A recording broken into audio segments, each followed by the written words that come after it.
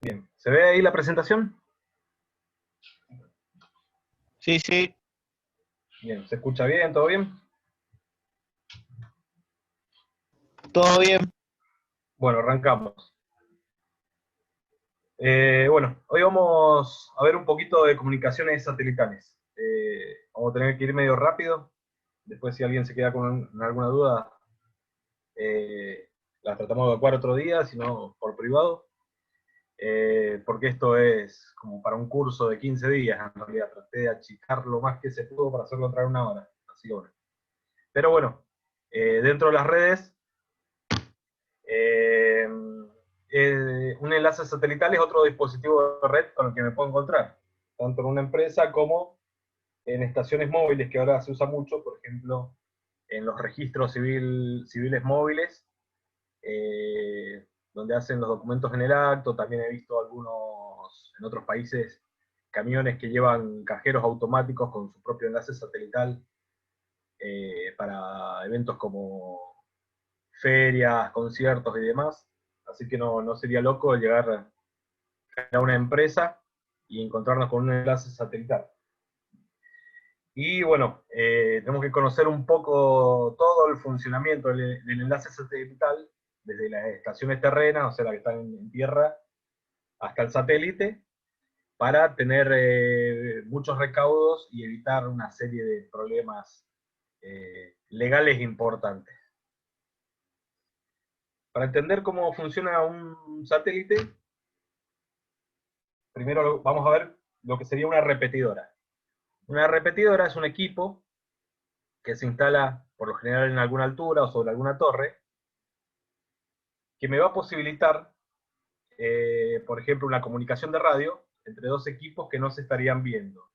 Estos dos equipos tienen un obstáculo en el medio, entonces ese obstáculo me imposibilita la comunicación. Para saltar ese obstáculo es que se instala una repetidora. Entonces, el equipo que transmite su señal a la repetidora lo que hace es repetir esa señal, volver a transmitirla al equipo que está del otro lado del obstáculo. Esto se puede hacer para superar un obstáculo o inclusive a mayores distancias para superar lo que sería el horizonte óptico. Hay veces que estoy en llano, no tengo obstáculos entre medio, pero el horizonte óptico, que está aproximadamente a 60 kilómetros, es a donde yo veo, cuando yo veo la distancia del horizonte, aproximadamente está a 60 kilómetros. Ahí la curvatura de la Tierra empieza a ser imposible la comunicación porque no se logran ver los equipos, sobre todo en algunas frecuencias las cuales son las comunicaciones en forma directa o por línea de vista, como suelen llamarlo. Y bueno, básicamente un satélite lo que sería es una repetidora voladora, digamos. Lo que hace es repetir una señal de un terminal emisor a un receptor y viceversa, para salvar distancias o saltar obstáculos. Acá tenemos el claro ejemplo de dos estaciones que están en dos continentes, que obviamente por línea directa no se verían, y la repetidora hace de enlace para que se puedan ver esas dos estaciones. ¿Dudas hasta acá? Bueno, seguimos. Vamos a ver lo que es una órbita. Una órbita es una trayectoria de un cuerpo a través del espacio alrededor de otro cuerpo. Estos cuerpos se mantienen girando primero por la inercia, que es la fuerza que cuando frenamos en el auto nos obliga a seguir el movimiento, nos hace cabecear hacia adelante. Bueno, es la famosa ley de que todo lo que está en movimiento tiende a seguir el movimiento. Bueno, lo que lo hace que la trayectoria sea circular o elíptica es la acción de dos fuerzas. La fuerza de repulsión o la fuerza centrífuga, que empuja el cuerpo hacia afuera, tiende a irse hacia afuera. Por ejemplo, la Tierra tiende a irse hacia afuera, pero esa fuerza está compensada con la fuerza de gravedad del Sol que la trae hacia adentro. Por eso es que la Tierra y la mayoría de los cuerpos celestes que hay en el espacio eh, tienden a mantenerse siempre en la misma órbita, salvo que tengan algún accidente, algún choque con otro cuerpo y los desvíe de su órbita. Pero esas dos fuerzas, la de repulsión de la fuerza centrífuga y la de gravitación de otro cuerpo, sobre todo si es de mayor tamaño, es la fuerza que la mantiene en su lugar.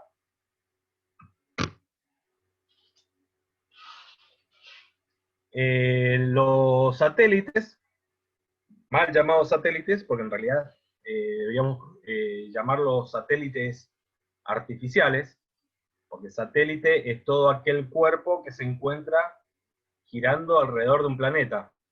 Por ejemplo, nosotros alrededor de la Tierra tenemos un satélite que se llama Luna. Comúnmente le llamamos Luna, pero es un satélite natural. Los satélites que se emplean para comunicaciones y enlaces de datos serían un satélite artificial. Estos satélites no pueden ser ubicados en cualquier parte en el espacio. Lo que trata de hacerse es ubicarlos fuera de lo que se llaman los anillos de Van Allen. Estos anillos, que son los que se ven graficados acá, ¿sí? Son como dos toroides, uno dentro del otro, son dos zonas donde se pueden encontrar partículas con mucha carga energética, ¿sí? Con partículas que previenen de los vientos solares con mucha energía. Si yo ubicara un satélite dentro de esas zonas, probablemente por toda la estática y la energía que tienen esas partículas, el satélite quedaría fuera de servicio. Por eso se trata de ponerlo dentro del primer anillo, entre el primero y el segundo, y hay muy pocos que están girando fuera del anillo, que vamos a ver cuál es ese tipo. ¿Se entendió ahí? Esto Sí, es sí. importante para que entendamos por qué pongo un satélite tan alto y no lo pongo más cerca, ¿sí? Hay zonas que me van a permitir ver mayor zona de la Tierra, pero a la vez estar fuera de estas zonas de peligro para el satélite. Bueno, vamos a ver un poco de historia. En 1945, este señor que se ve acá, de apellido Clerk, no sé si se pronuncia bien, un británico, escribió un artículo en la revista Wireless World, que era una revista sobre tecnología, donde se empezaba a escribir como si fueran los primeros papers de los hackers, artículos sobre descubrimientos en tecnologías, sobre todo inalámbricas. En esa época lo inalámbrico que había eran las comunicaciones de radio. Y este hombre descubrió que poniendo a una cierta distancia con tres satélites se podía cubrir toda la circunferencia de la Tierra y establecer una comunicación hacia cualquier parte del mundo. Entre 1946 y el 57 se empiezan a hacer algunos experimentos con el eco lunar. Empiezan a mandar señales de radar a la Luna y empiezan a detectar en la Tierra las señales que rebotaban. O sea, prácticamente usaban un satélite natural para reflejar una señal de radar. Entonces, vendría siendo la primera comunicación satelital, pero con un satélite natural que hubo. En 1957 la URSS, lo que conocemos hoy en día como Rusia, lanza un pequeño satélite de órbita baja que estuvo orbitando la Tierra durante 57 días. Esta es una foto muy famosa, normalmente cuando muestran algún satélite en alguna serie, en algún dibujo animado, solemos ver este formato. Este satélite se llamaba Sputnik.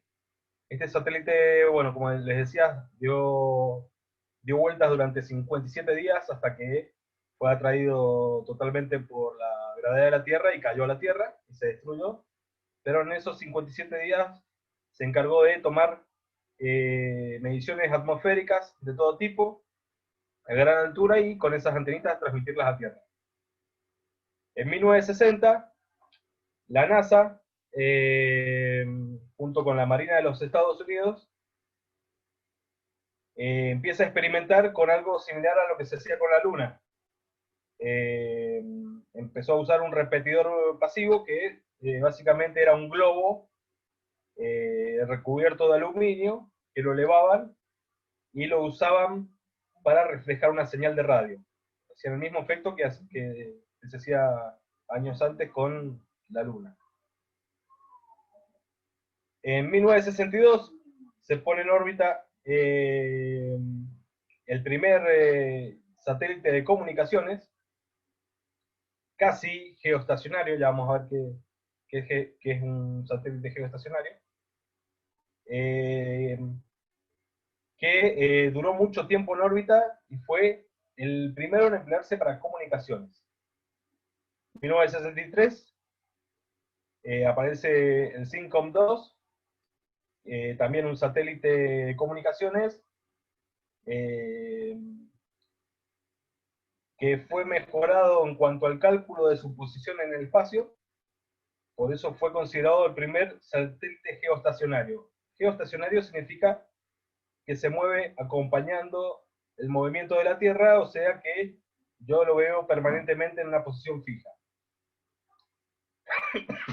Y fue el primer satélite no militar, pero que se empezó a emplear para uso militar. Y ya en 1964 se crea un consorcio internacional grandísimo de varios países, un montón de países, que fueron el disparador de la carrera satelital en el espacio, porque la colaboración de varios países hicieron que la cantidad de satélites en el espacio creciera monstruosamente.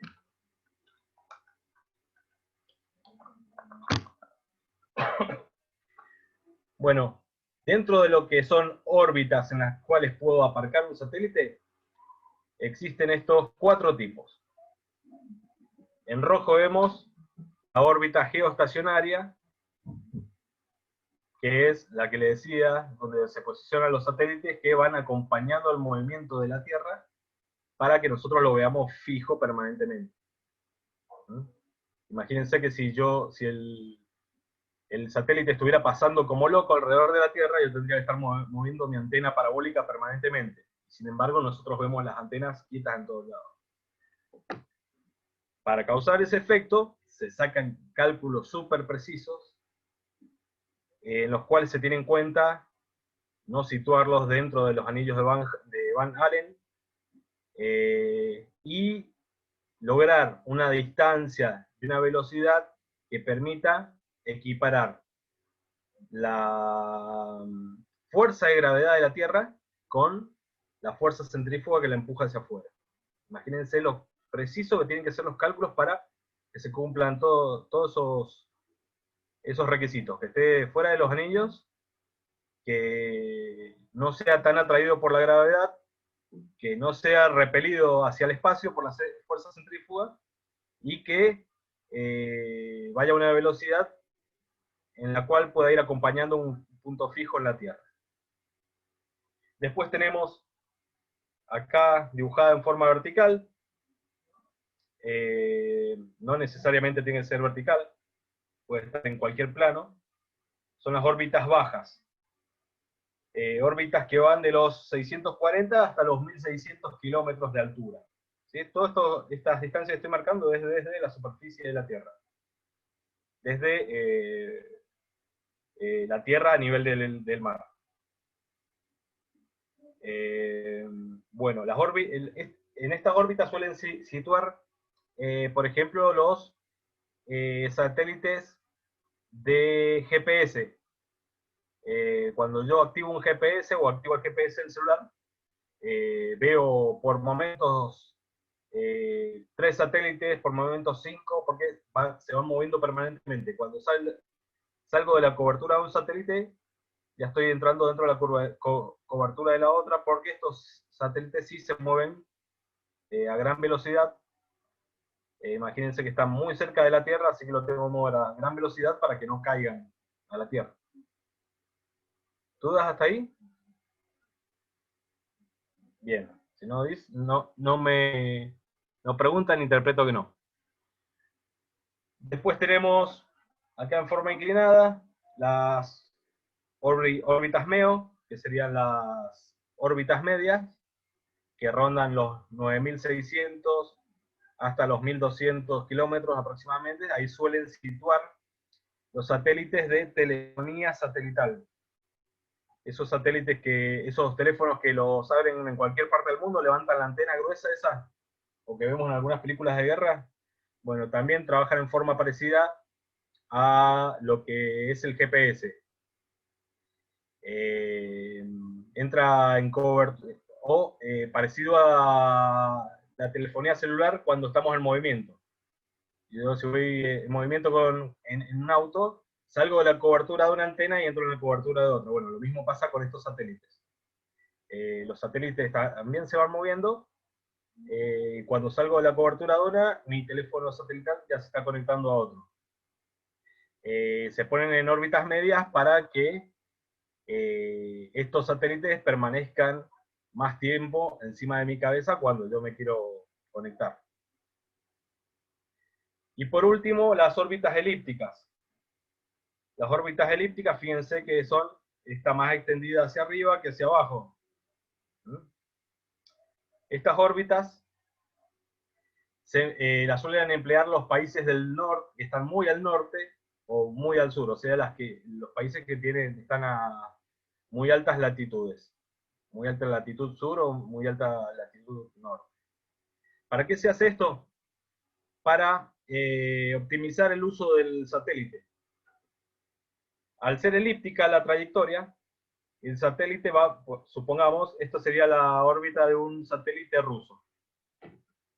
Al ser elíptica, el satélite va a estar más tiempo por encima del territorio de Rusia que escondido detrás de la Tierra. ¿Se entendió? Vamos a ver un ejemplo igual. Vamos a cambiar de aplicación.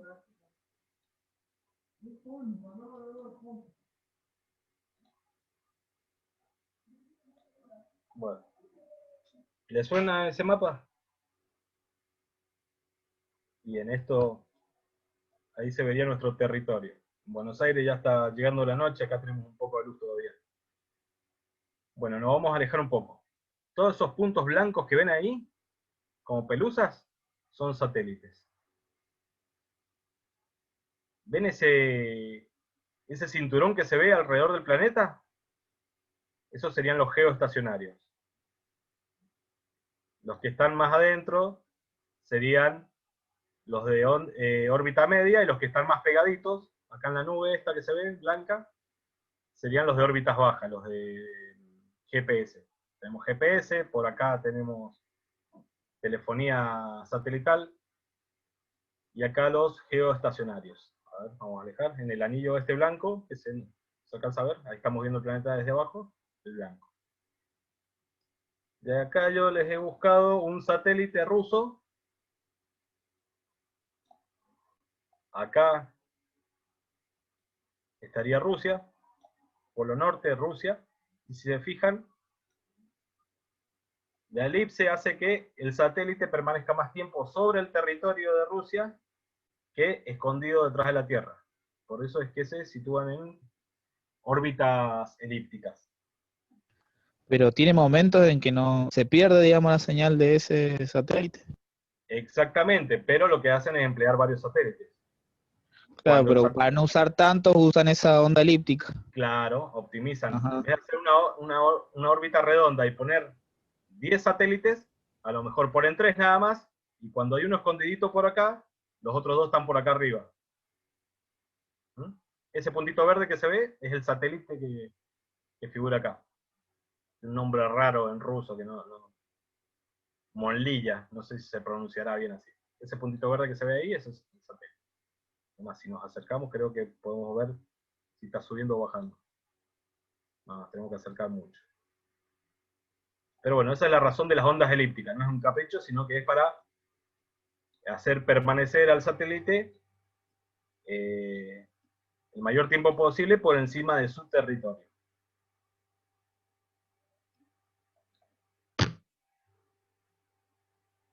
A ver, hay varios elípticos así.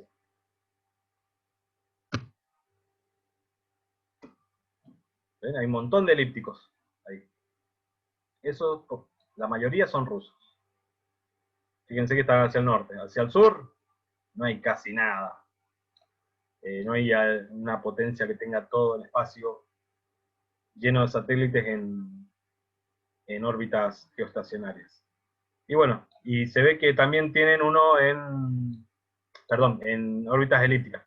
Y se ve que tienen uno acá, este rojito que se ve acá, el 1S, Monlilla 1S, lo tienen en una órbita geoestacionaria, en la grandota de afuera, que es la que va acompañando el movimiento de la Tierra. ¿Dudas hasta ahí? ¿Y los nuestros cómo se mueven? Y los nuestros, nosotros tenemos geoestacionarios. En este momento tenemos 2 y viene en camino el tercero, que son los ARSAT.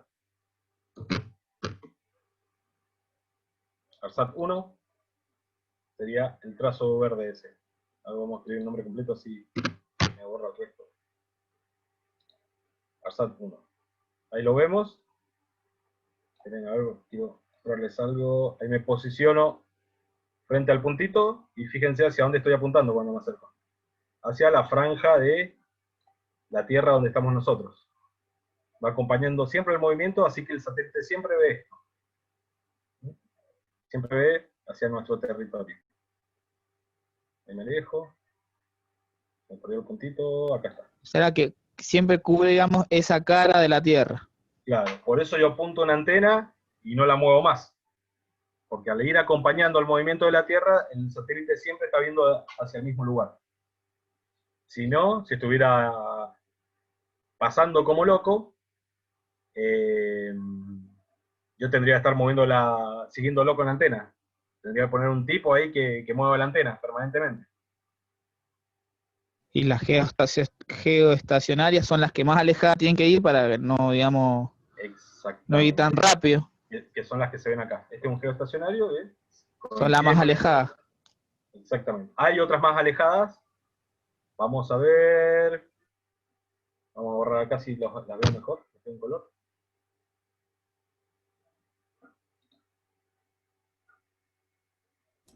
Vamos a refrescar la Una imagen. pregunta. Sí. ¿Y tienen un tiempo de vida los satélites promedio o Sí, cuánto tiempo digamos, en el espacio? En promedio están calculados para que duren 15 años. Bueno, ahí se ven colores. No sé bien qué significa cada color, pero ahí se ve la maraña de satélites que hay en el espacio. En promedio 15 años. Y las empresas son muy celosas con el cuidado. Por eso vamos a ver un montón de cosas que nos van a exigir que cuidemos para, más que nada porque ellos cuidan su inversión. Si llegan a durar más, mejor para ellos. Así que van a cuidar un montón de factores que pueden alargar la vida útil. En teoría, a los 7 años es un montón, recién estarían amortizando la inversión. O sea que de los 7 a los 15 años es cuando ganan plata. O sea que si lo pueden estirar hasta los 18 o 20 años, mejor para ellos. Siguen haciendo plata con un equipo que ya está amortizado. Vamos a tomar acá este satélite de acá.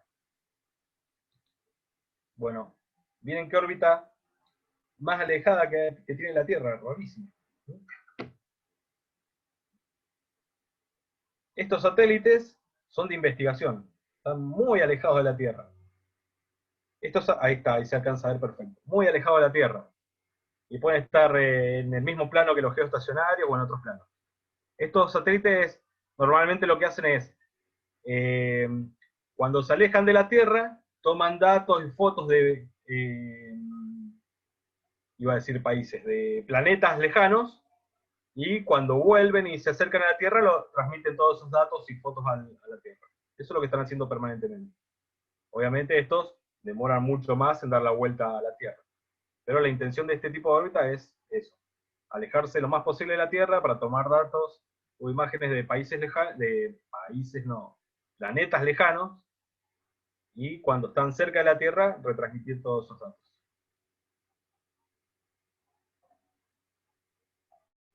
Bien, vamos a... Sí.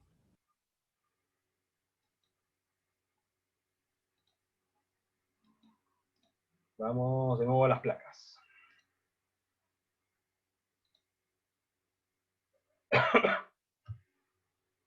Bien. Bueno, esto es lo que decía que había escrito este hombre Clerk hace tantos años, en esa revista, Wireless World.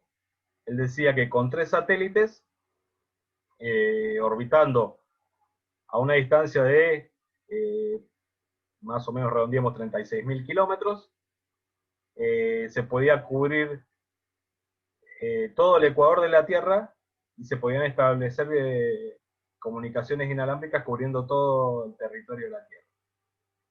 ¿Ven? Ahí se ve.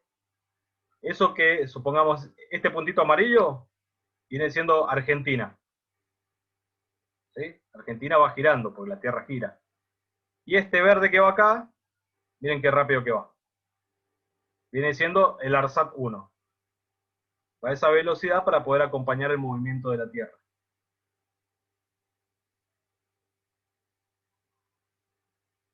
Hay que tener en cuenta que, bueno, como vieron en las imágenes de recién, está el espacio repleto de satélites hoy en día. El puntapié inicial para que se llenara el espacio satélite fue la formación del consorcio internacional ese que les nombraba, si no me equivoco eran 123 países que empezaron a colaborar para entre todos pagar satélites y empezar a hacer plata con los satélites en el espacio brindando comunicaciones. ¿Y existe algún ente regulador? Sí, sí, sí. No me acuerdo cómo se llama, pero es el que da las coordenadas precisas y la elevación, o sea, la distancia a la Tierra, en que una empresa puede situar su satélite.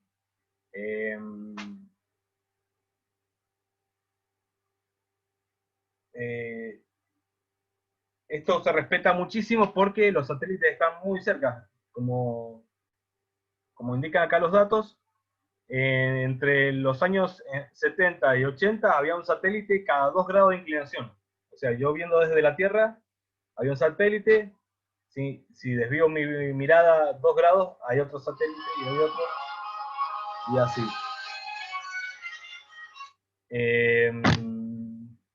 Hoy en día, para el 2001 ya había un satélite por cada grado. Imagínense lo que es ahora, 20 años después.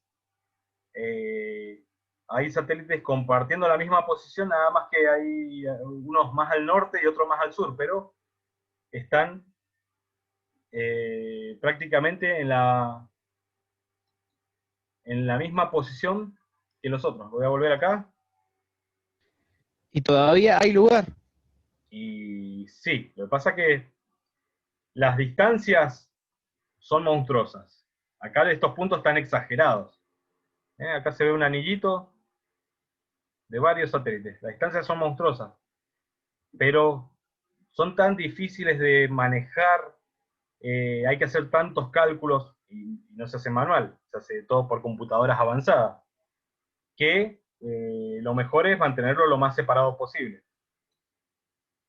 Fíjense, acá se ve, a ver, vamos a hacer una búsqueda cualquiera. ¿Cómo los controlan a los satélites desde acá, desde la Tierra?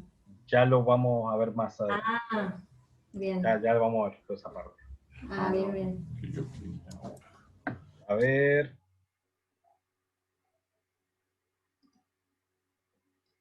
Vamos a poner el ARSAT. Bien. Fíjense que el ARSAT está en una órbita geoestacionaria, pero hay otros que están en cercanía, un poquito, a ver si puedo acomodar la imagen.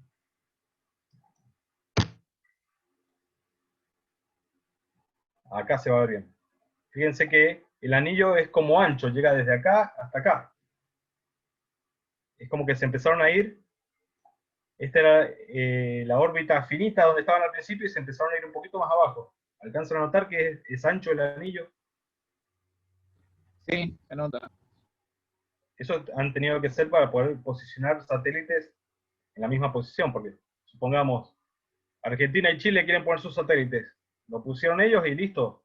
Las primeras dos empresas que pusieron se quedaron con esa posición y chao.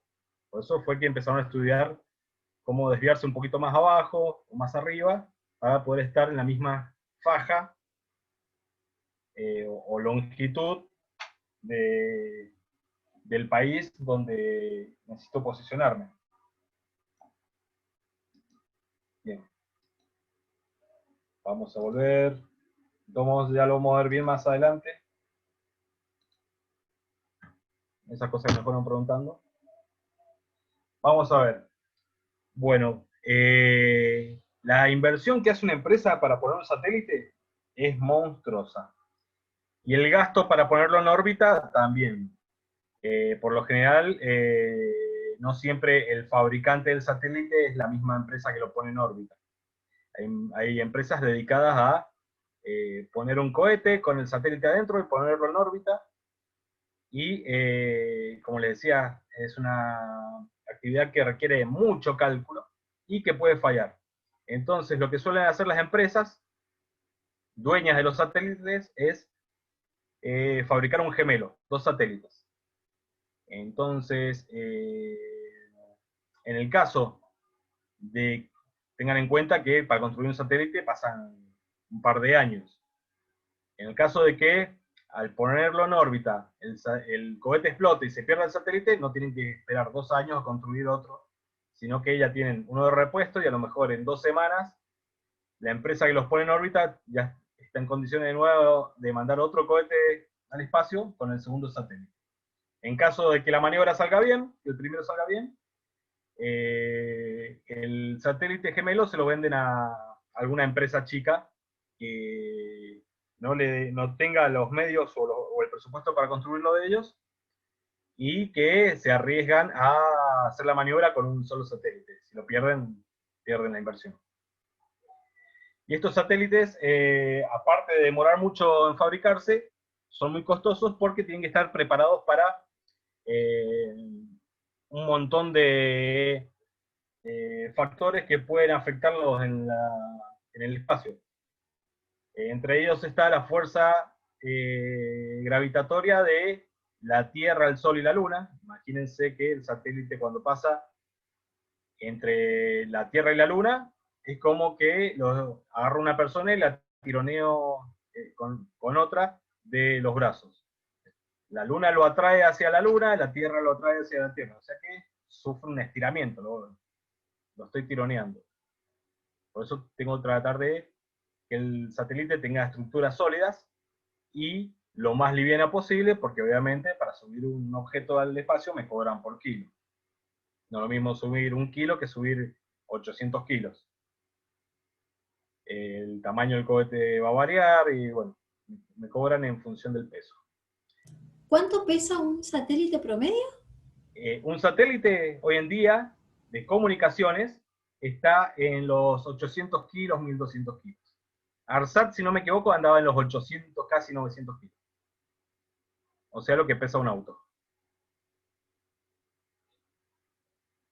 Bueno, lo otro que lo puede afectar es la simetría del campo gravitacional de la Tierra, porque sabemos que la Tierra no es totalmente redonda. La Tierra es geoforme. Eso significa que es redonda, pero achatada en los polos. Los que más sufren esto son los de ondas elípticas. Cuando están cerca de los polos, por ejemplo, los rusos, que se extienden hacia arriba, pero pasan muy cerca abajo. Cuando pasan muy cerca abajo, cambia la gravedad, no es lo mismo que estar al costado de la Tierra, digamos, a la altura del Ecuador. Entonces esos cambios en la gravedad también lo pueden afectarlo. Es como que lo tironeo, lo suelto, lo tironeo, lo suelto. Bueno, la radiación solar también nos afecta. Tengan en cuenta que nosotros lo que vemos acá en la Tierra del Sol es luz blanca y calorcito. Pero en realidad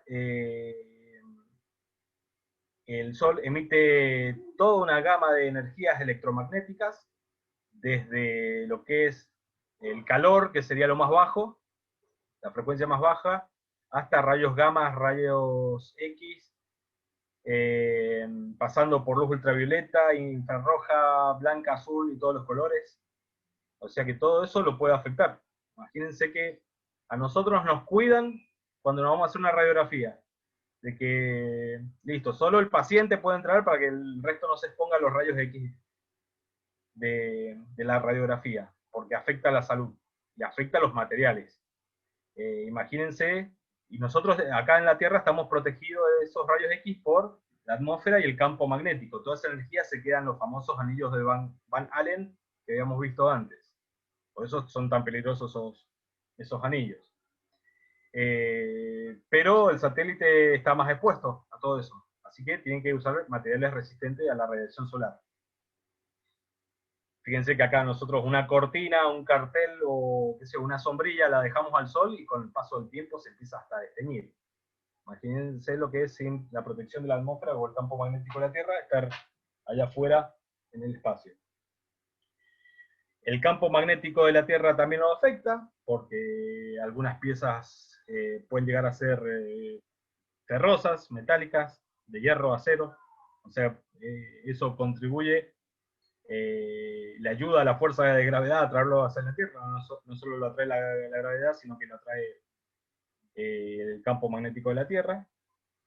Otra cosa que lo afecta es el impacto de partículas. A veces una simple partícula del tamaño de una lenteja puede destruir un satélite. Imagínense, si yo les tiro una bala en el pecho con la mano, no les hace nada. Si la disparo con un arma, los mata. Bueno, lo mismo pasa en el espacio. Un pedazo de roca del tamaño de una lenteja, viajando a 11.000 kilómetros por hora, perfora el satélite, perfora circuitos, perfora paneles solares y lo puede dejar fuera de servicio. Así que tratan de que tenga un cierto blindaje también el satélite. La gran amplitud térmica también los afecta. Sabemos que los materiales con el calor se expanden y con el frío se contraen.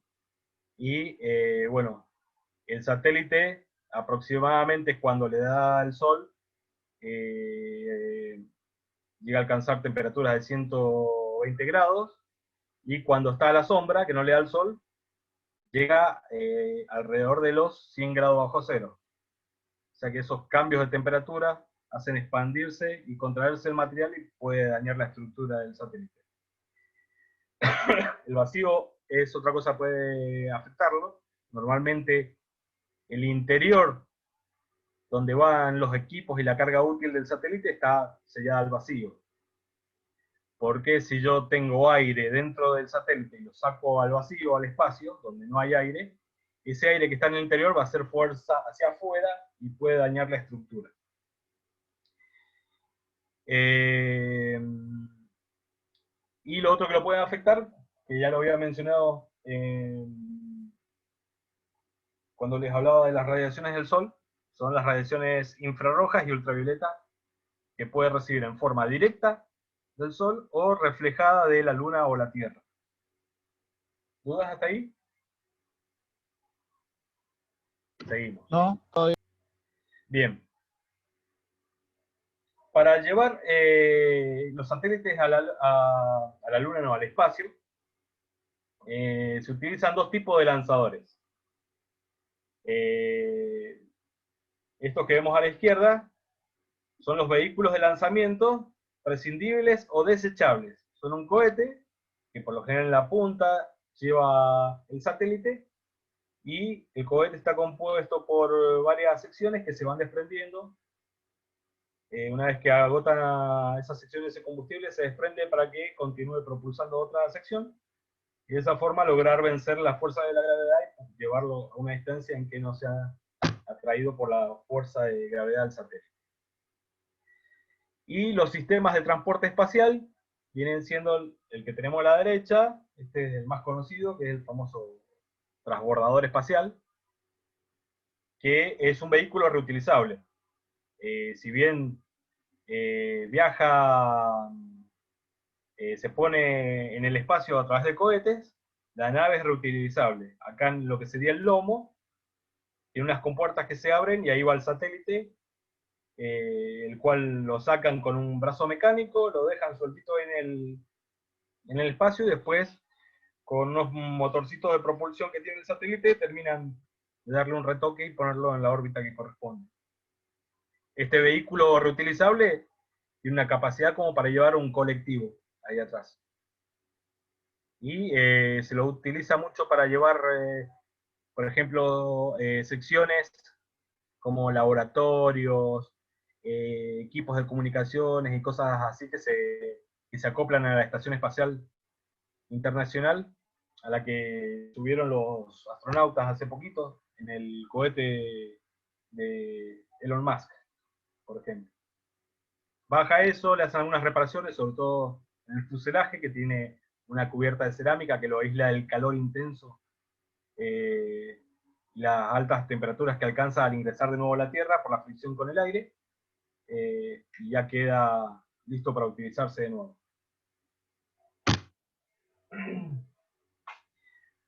Bueno, otro tema importante para la puesta en órbita de un satélite son los lanzadores, perdón, los cosmódromos desde donde se lanzan esos cohetes. Normalmente se ponen en la línea ecuatorial, porque la masa de los equipos que yo voy a querer subir lo voy a querer poner en una órbita geoestacionaria, por lo tanto el punto más cercano a la órbita geoestacionaria sería el Ecuador. Así que bueno, hay empresas que se dedican nada más que a esto, a tener un cosmódromo donde viene otra empresa, trae el cohete para lanzar el satélite de otra empresa. Este es más o menos el proceso que se hace para poner en órbita. Díganme si se ve mi cursor, así lo puedo explicar bien. Sí, se ve. Bueno, acá estaría saliendo más o menos del Ecuador con un cohete. En toda esta trayectoria estoy trabajando con el cohete, que sería la primera etapa. Y ya en la primera etapa dejo en esta órbita de color rojo, redondita, que se llama órbita de aparcamiento, lo dejo al satélite. A partir de ahí, el satélite con unos motores muy chiquititos, no motores grandes y cohetes grandes se usan para vencer la gravedad, pero una vez que estoy ahí, ya como estoy al vacío, no tengo la resistencia del aire que me frene y estoy lejos, ya más alejado de la acción de la gravedad, no necesito tanta potencia, por lo tanto, con sus motores el satélite empieza a acomodarse, empieza a dar vueltas alrededor de la Tierra, y por ejemplo, cuando viene por acá abajo, enciende sus motores para alejarse. Y acá trata de frenar. Se aleja, cosa de alcanzar una órbita elíptica. Cuando ya alcanzó esta órbita elíptica, lo que hace es empezar a redondearla. Lo que hace es, va por acá, cuando llega acá, acelera para tratar de ir hacia arriba en el gráfico, ¿sí? O sea, sería esta órbita que está acá. La próxima vuelta vuelve a hacer lo mismo, acelera, llega a esta órbita de acá. En la próxima acelera, llega a esta órbita acá. Y por último hace unos retoques, perdón, hice clic. Estoy en esta órbita azul y no sé si la alcanzan a distinguir. Por último hace unos retoques para quedar en esta color fucsia, que sería la órbita geoestacionaria donde tiene que estar. Y ahí se queda. Aparcado. Ahí ya se queda. Ahí ya sería la definitiva, que es la super calculada, la que va a una velocidad exacta y está a una distancia exacta de la Tierra, cosa de no ser ni atraído ni repelido y acompañar un punto fijo en la Tierra. ¿Dudas hasta acá? Es todo un proceso que a veces lleva hasta 5 días. Tengo el satélite dando vueltas y gente controlándola que no duerme directamente desde acá abajo. Porque todo puede fallar. No sé si vieron la otra vez cuando subieron a los astronautas a la estación espacial, estaban todos transpirando abajo. Porque... Y de esas etapas, ¿cuál sería la más crítica, digamos? ¿O son todas iguales?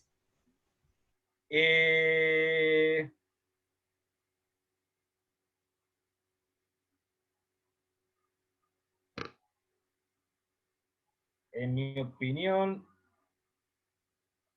mira, hay una parte donde apenas lo ponen en la órbita de aparcamiento, ya hace un despliegue inicial de los... sí, no, en esta. Acá lo tengo anotado. Acá hace un despliegue inicial de los paneles solares, no se despliegan del todo. Y es algo, es un mecanismo que va todo plegado y es uno de los factores que puede fallar, que puede hacer que el satélite se gaste toda la batería inicial con la que salió y eso haga que yo pierda comunicación con el satélite, no lo pueda seguir acomodando y lo pierdo. Así que para mí la más crítica vendría siendo, obviamente, el despegue del cohete. Lo hemos visto un montón de veces cohetes explotar a 500 metros de la Tierra. Pero también otra parte crítica es cuando hago esta primera órbita elíptica, de color azul, que es donde se hace el despliegue parcial de los paneles solares. Es muy crítica. Siempre cuando están desplegando los paneles solares están transpirando. Lo que pasa es que, bueno, es un juego entre peso que tienen que pagar, espacio que tienen que pagar. Entonces, podrían llevar un satélite con los paneles desplegados. O hay otros satélites que lo tienen como forrando el satélite a los paneles solares. Pero bueno, eso puede generar daños en el camino. Así que van jugando con eso. Ahorran en la puesta en órbita, porque es menos volumen para transportar, pero se arriesgan a que se les trabe un panel y pierdan la comunicación con el satélite. ¿Algo más? No seguir. No. Bien. Esto vendría siendo un satélite por dentro. El satélite es un sistema de comunicaciones, por lo tanto está dividido en subsistemas. Obviamente tiene un sistema de energía eléctrica donde entraría lo que es el sistema de paneles solares y baterías y todos los circuitos de regulación de corriente. Un sistema de propulsión, que son los famosos motorcitos con los cuales yo puedo corregir la trayectoria. Imagínense que hasta el viento solar y las partículas cargadas del satélite me lo pueden correr un poquito y modificar la trayectoria si necesito motores allá arriba. Un sistema de rastreo, telemetría y comando.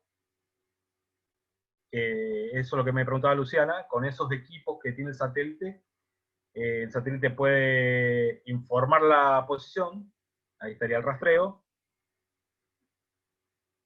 Telemetría es la medición a distancia de un montón de datos importantes del satélite, por ejemplo, la temperatura del satélite, el nivel de carga, la posición, todo eso, un montón de mediciones. La presión dentro del satélite, a ver si perdió el hermetismo por el vacío que hay en el espacio y demás cuestiones.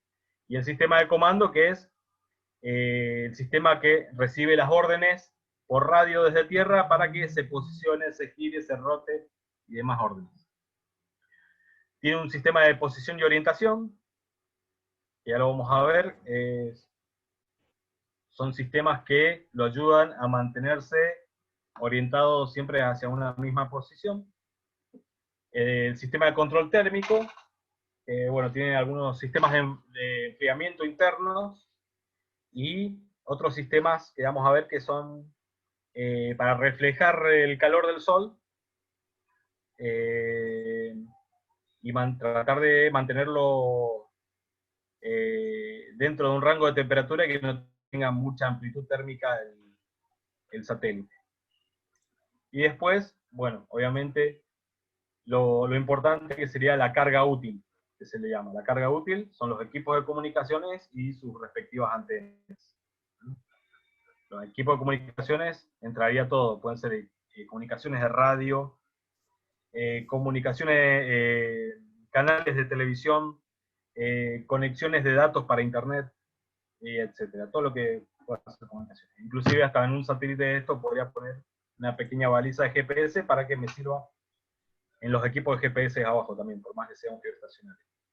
Tratan de aprovechar el peso y el espacio para tratar de meterle la mayor cantidad de equipos de comunicaciones, que es lo que le va a dar plata. El resto es accesorio para poder mantenerlo vivo y manejarlo al satélite. Bueno, esto sería lo que veíamos antes, el sistema de posición y orientación. Suelen ser giroscopios,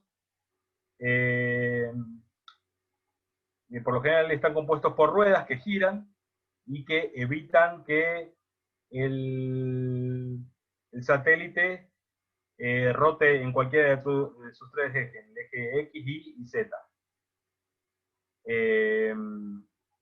O moviendo el giroscopio puedo hacer que gire en uno de esos ejes. No sé si han visto algunos videos en WhatsApp de una persona que se sienta en una silla giratoria y hace girar una rueda de bicicleta entre sus brazos, y cuando él inclina la rueda de bicicleta, la silla giratoria empieza a girar. Ese es el efecto giroscopio. De la misma forma, los sistemas de estabilización pueden mantener quieto o mover el satélite con una simple inclinación de una de esas ruedas que están girando. Acá se ve, esto sería un giroscopio.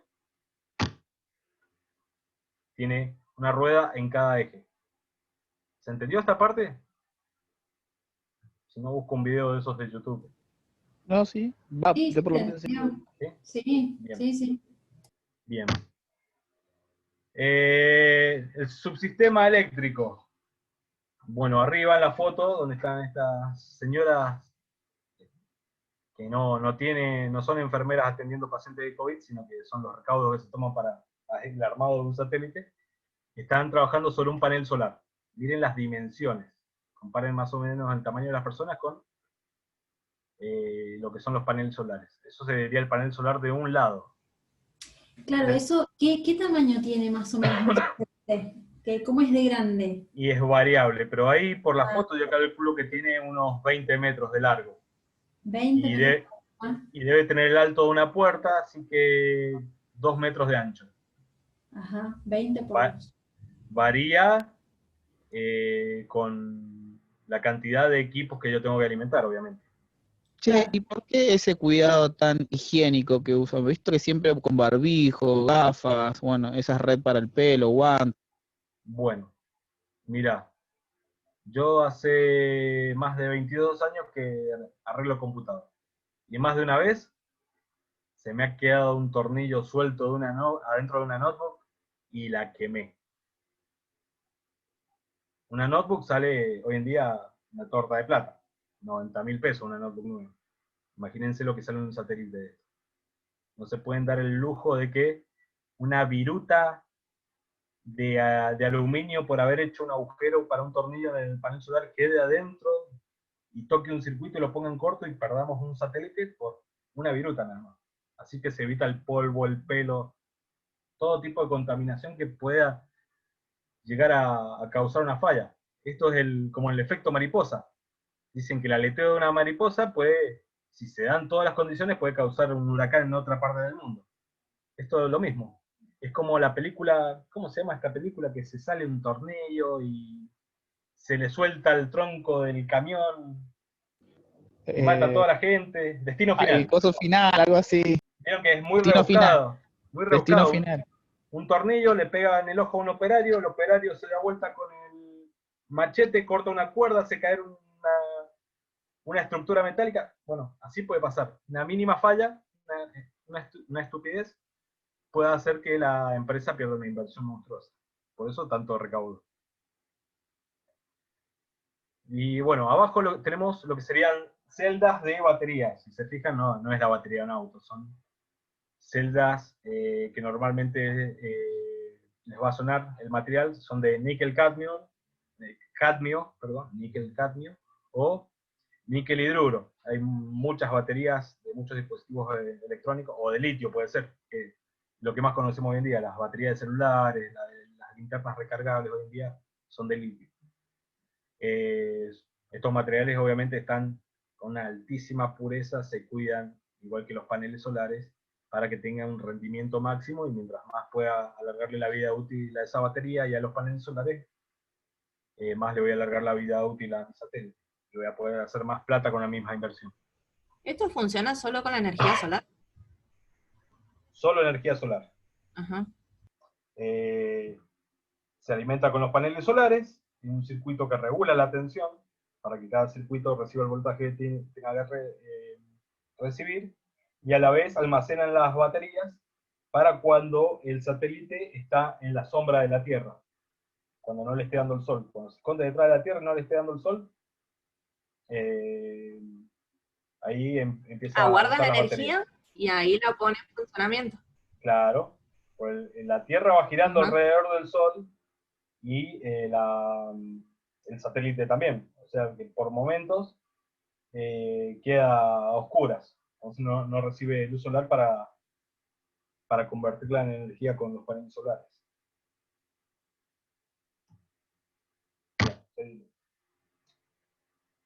Estos son los sistemas de control térmico. Bueno, no encontré muy buenas fotos, pero el de arriba es un sistema de control térmico activo que lo que hacen por lo general estos sistemas es mover algún tipo de fluido para refrigerar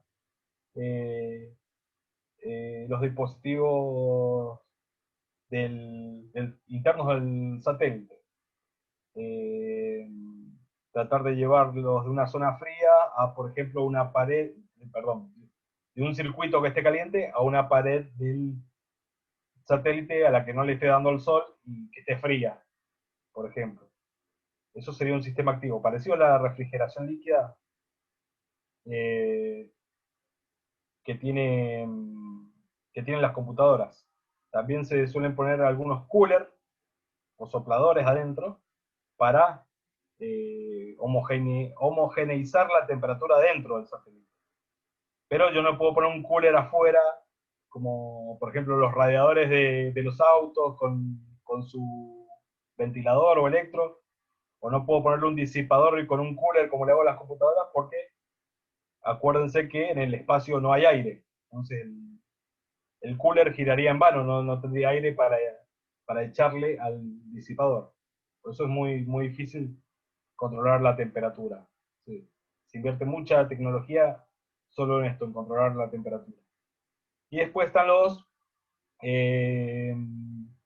sistemas pasivos de control térmico, que pueden ser mantas térmicas, que hoy en día las vemos en muchas películas que con esto tapan al herido, los paramédicos, o alguno que rescatan lo tapan con estas mantas así color dorado. Bueno, lo que hacen estas mantas doradas es reflejar el calor. Entonces cuando pega el sol acá, en la manta térmica, refleja el calor. Así nos vamos para atrás, allá al fondo se alcanza a ver el satélite, que está conectado al panel solar, y se alcanza a ver dorado. Es porque algunas partes están recubiertas con ese tipo de mantas térmicas. Obviamente mucho más gruesas que la que usamos acá para tapar un herido o un rescatado. También se emplean materiales especiales como algunas variedades de aluminio que tiene baja conductividad térmica y algunas pinturas que pueden reflejar la radiación solar. Por lo general son pinturas pinturas blancas y que a su vez son reflectivas. Tienen el mismo efecto que las líneas de la ruta, la línea del medio de la ruta, que yo enciendo las luces bajas del auto y la veo perfecta la línea porque refleja la luz, o los carteles de la ruta, que también reflejan la luz, los hacen más visibles. Bueno, las pinturas suelen ser así. Si se fijan, todo satélite, estación espacial, o hasta el transbordador que veíamos recién era de color blanco. El color blanco ayuda a reflejar la luz y a mantener el equipo más frío. En el sistema de propulsión podemos encontrar un montón de motorcitos. Estos son los motorcitos que les decía que ya empieza a emplear el satélite para salir de la órbita de aparcamiento, empezar a hacer la órbita elíptica y empezar a posicionarse en su órbita definitiva. Hay infinidad de tipos de motores de estos. Hay algunos que funcionan a gas, quemando el gas, otros a plasma, que queman el gas y aparte le inducen una chispa, una corriente eléctrica, para que la explosión del gas sea mayor. O sea, no mayor, sino que sea más efectiva, porque en realidad son movimientos muy chiquitos. Ya les voy a contar qué tan chiquitos son. Por ejemplo, acá a la derecha vemos propulsores iónicos. Son los sistemas eléctricos que expulsan pequeñas partículas. Pueden ser protones, electrones, partículas cargadas eléctricamente que causan el efecto de acción y reacción. Si yo expulso una partícula en un sentido, mi satélite va a ser empujado en otro sentido. Y es como los videos locos esos de los tipos que se suben a una patineta con un matafuegos, expulsan el gas en un sentido y ellos son empujados en el sentido contrario. Bueno, lo mismo hace esto. Y estos motores, imagínense que algunos llegan a tener la fuerza de un aerosol de desodorante. Con esa fuerza suficiente para mover un satélite, a veces. Al no tener fricción contra el suelo, como tenemos acá, o fricción y resistencia del aire, no hay nada que lo frene.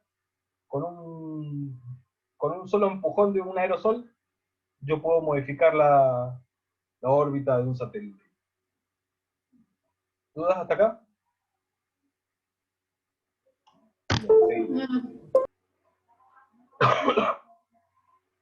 Bueno, y acá lo que tenemos son, en el medio, ustedes van a ver una caja negra, pero ustedes créanme que son los famosos sistemas de telemetría, telecomando y control. Esto sería lo que tiene el satélite, los equipos para informar todos sus datos, estado de batería, temperatura, la presión, la posición, etcétera, que sería la telemetría. Telecomando, o sea, estos equipos reciben las órdenes de acá abajo de estos señores, que se comunican a través de estas antenas. O sea, no solo tengo comunicación hacia la Tierra para transmitir televisión, telefonía y demás, sino que me tengo que comunicar para moverlo y manejarlo al satélite. Ese sería el telecomando y control.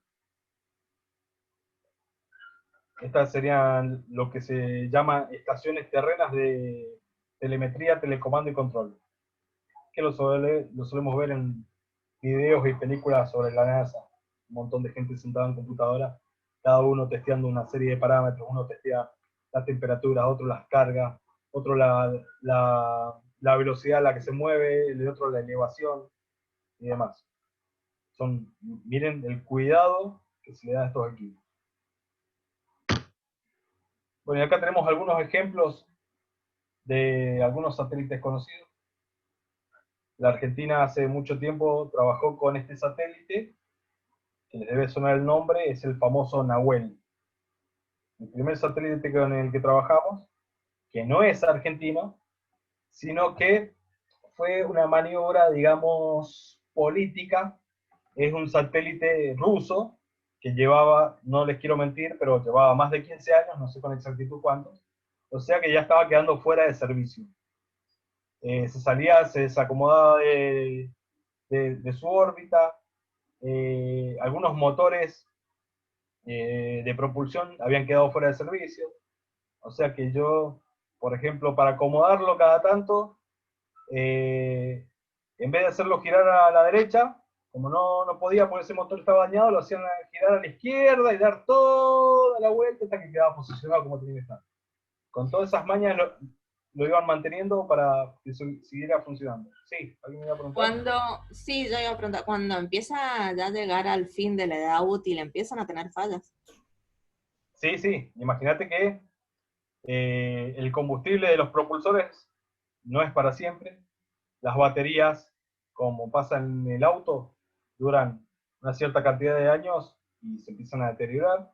Nada más que estas son baterías muy buenas que duran más de 15 años. Por eso tanto cuidado y protocolo para construirlas. Bueno, es más, llegó un momento que en el ejército estuvimos usando este satélite y teníamos señal aproximadamente entre las 2 de la tarde y las 6 de la tarde, después lo perdíamos. Así que lo usábamos para hacer algunas pruebas con algunos equipos satelitales y lo perdíamos. ¿Pero por qué se mantenía? Porque la Argentina quería cuidar un espacio en esa órbita geoestacionaria. Lo colocaron en un espacio que pidió la Argentina para un satélite y es como que puse una chatarra ahí para que nadie me ocupe. Es como cuando voy con un amigo al cine y pongo el tarro Que de le guardan el pochoclo asiento. en el asiento al lado para que nadie se siente. ¿Sí? Lo pusieron ahí para que nos guarde el asiento, como dice Paco. Che, Nico, disculpa, yo me tengo que Sí. desconectar. Bueno, Sigo, lo veo en la grabación. Buenísimo, dale, no muchísimas hay gracias. problema. No sé cómo vamos con el tiempo. A ver, ¿estamos bien con el tiempo? Oh, ya nos pasamos. Bueno, no sé si los administradores me dejan seguir o lo cortamos y lo seguimos en otro momento.